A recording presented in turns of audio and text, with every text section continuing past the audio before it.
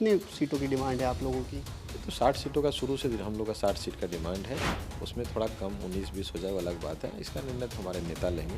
तो लगातार बैठक हो रही है। छातापुर के लोगों से, छातापुर की जनता से हम यही अपील करेंगे, हमारे जो दर्शक हैं उनसे भी अपील करेंगे, या हमारे छातापुर के बाहर के लोग जो हमारे वेल विशर हैं उनसे मैं मदद मांग रहा हूं कि एक बार हमको छातापुर के लिए आप मौका दीजिए।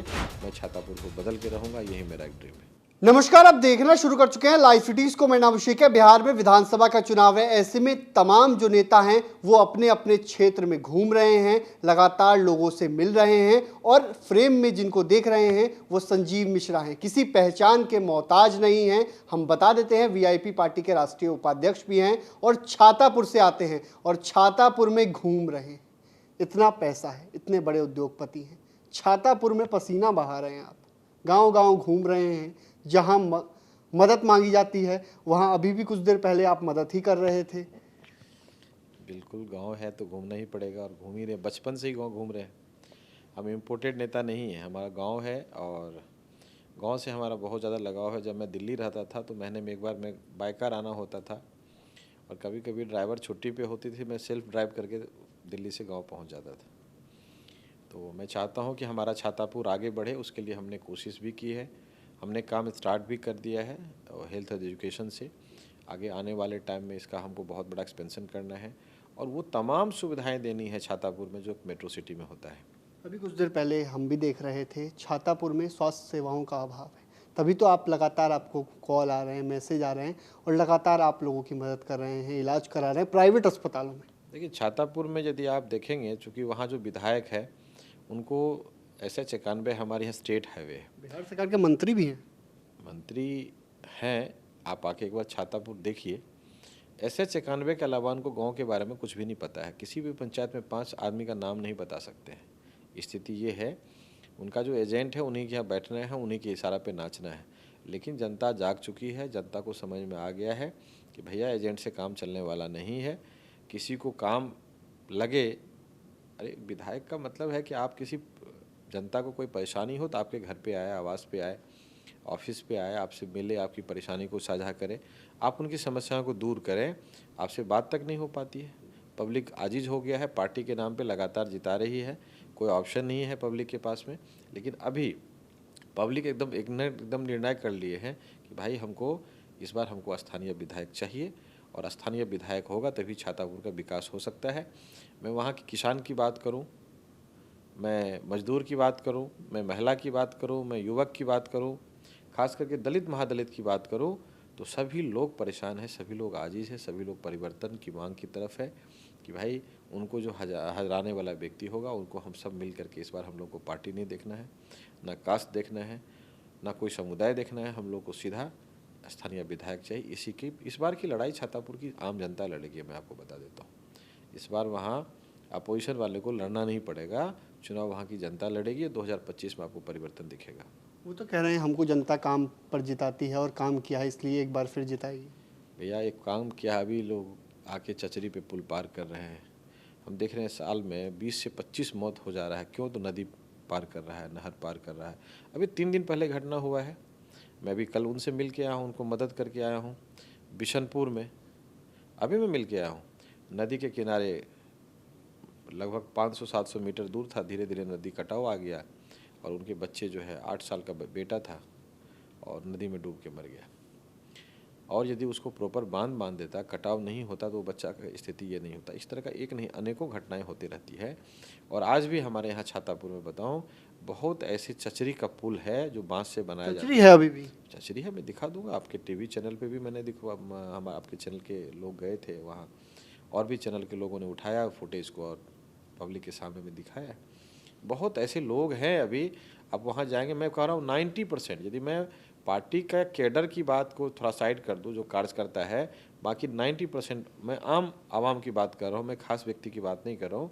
90% लोग इस बार बदलाव चाह रहे हैं और छातापुर में परिवर्तन इस बार होके रहेगा। उनकी पार्टी के लोग भी चाह रहे हैं क्या? बिल्कुल चाह रहे हैं।